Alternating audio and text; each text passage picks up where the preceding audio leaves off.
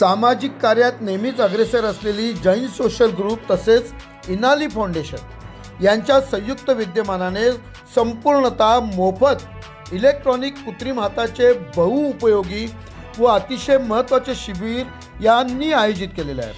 सदर कृत्रिम हात वजनात हलके, उपयुक्त, टिकाऊ, वापरण्यात सहज व सोपे असल्याची तसेच या शिबिराबद्दलची संपूर्ण माहिती जैन सोशल ग्रुपचे महाराष्ट्र रिजनचे चेअरमन दिलीप मेहता यांनी दिली आहे. तर ऐकूया आपण आणि इतर गरजवंतांना देखील सांगूया. प्रबंधभूमी महाराष्ट्र न्यूजसाठी महाराष्ट्र न्यूज इन्चार्ज हरीश मारू. जय जिनेंद्र, नमस्कार. मी Dilip Mehta, Jain social group international federation Maharashtra रिजनचा चेअरमन या नात्याने महाराष्ट्र रिजनने आयोजित केलेल्या एका महत्त्वाच्या उपक्रमाची माहिती देण्याकरिता, एक आवाहन करण्याकरिता आपल्याशी संवाद साधू इच्छितो. Jain social group international federation ही जैन समाजाची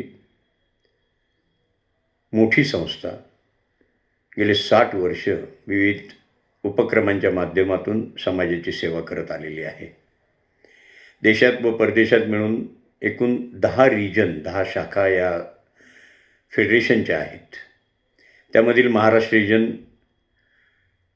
हा मोठी संख्या या महाराष्ट्र रिजनमध्ये. या महाराष्ट्र रिजनचे 5 झोन आहेत. पुणे, सोलापूर, कोल्हापूर, नाशिक, छत्रपती संभाजीनगर, मालेगाव असे 5 झोन या महाराष्ट्र रिजनमध्ये आहेत. संपूर्ण महाराष्ट्रामध्ये निःशुल्क इलेक्ट्रॉनिक कृत्रिम हात बसवण्याच्या शिबिरांचं आयोजन हे टप्प्याटप्प्याने डिसेंबर, जानेवारी व फेब्रुवारी या 3 महिन्यामध्ये करण्यात येणार आहे. त्याची सुरुवात ही महाराष्ट्र रिजनचा जो नाशिक झोन आहे या नाशिक झोनमधून करण्यात येत आहे.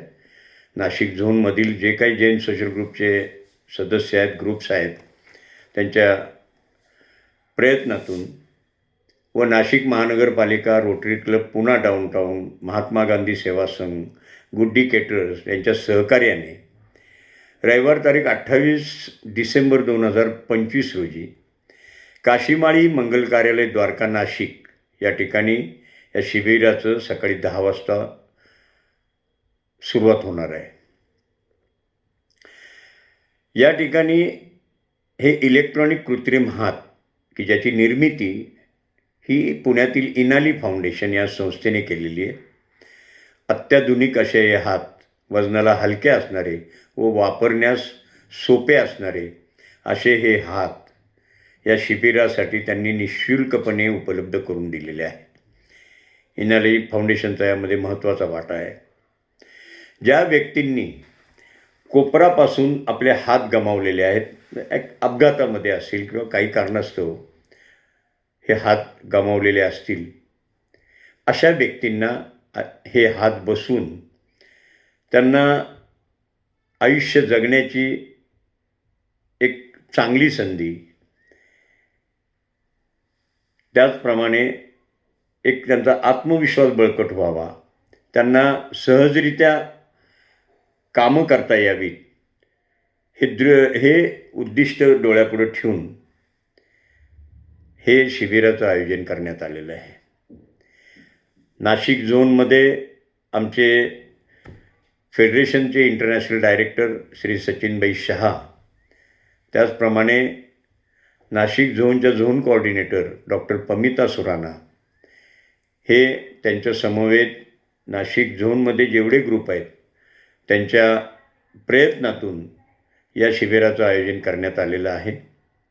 या शिबिराचा लाभ नाशिक शहर, नाशिक जिल्हा, आजूबाजूच्या वाड्यावस्त्या, दुर्गम भाग अशा भागातील हात गमावलेल्या व्यक्तींपर्यंत या शिबिराचा मेसेज पोचवण्याचं, निरोप पोचवण्याचं काम आपल्याला करायचं आहे.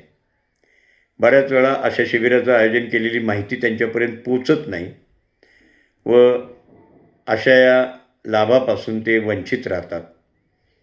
आपलं कुठलीही संस्था असो, देवस्थान असो, मंडळं असोत, गणेश मंडळं असोत, आपण या शिबिराचा निरोप, या शिबिराचा मेसेज हा अशा व्यक्तीपर्यंत पोचवावा की जेणेकरून त्यांना याची माहिती मिळेल, किंवा अशा व्यक्ती जर आपणास आढळल्या तर त्यांचा माहिती, त्यांचा फोटो काढून ही संस्थेकडं, इनाली फाउंडेशनकडं किंवा जैन सोशल ग्रुपकडं पाठवावी. एका दुसऱ्या व्हॉट्सअप इमेजद्वारे आपल्याला ही सगळी माहिती मिळेल. ही 20 तारखेपर्यंत अशा व्यक्तींचं रजिस्ट्रेशन करून घ्यावं. आत्तापर्यंत बऱ्याच व्यक्तींपर्यंत हा निरोप पोचलेला आहे, बऱ्याच जणांनी रजिस्ट्रेशन केलेलं आहे. तर या व्हिडिओच्या माध्यमातून मी आपणास या उपक्रमाची माहिती ही जास्तीत जास्त लाभार्थींपर्यंत पोचवावी अशी Jain social group international federation Maharashtra region, Nashik zone तसेच इनाली फाउंडेशनच्या वतीनं आपणास करू इच्छितो. धन्यवाद. Thank you very much.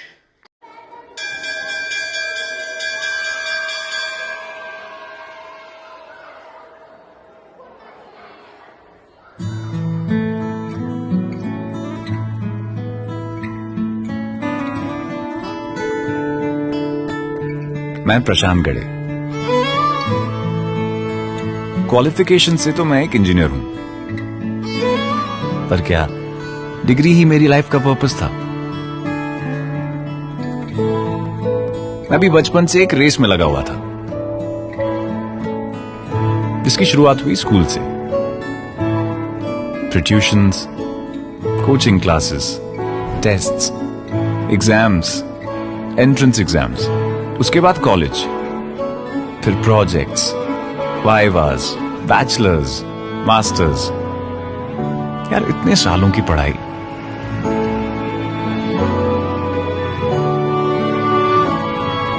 ये भागा दौड़ी मुझे कहां तक ले जाती? एक अच्छी खासी नौकरी तक ना।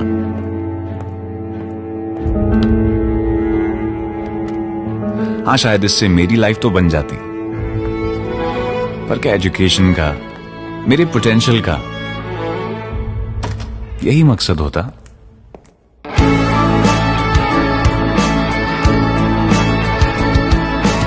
मैंने बहुत सोचा, आईने के सामने खड़े होकर खुद से पूछा कि इंजीनियरिंग आखिर क्यों की?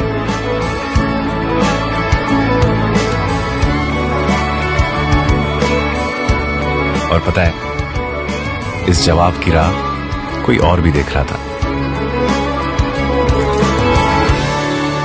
क्योंकि यार यही तो पढ़ा था ना कि अपनी जिंदगी के साथ साथ इस दुनिया को बेहतर करने की थोड़ी सी जिम्मेदारी हमारे हाथों में भी है।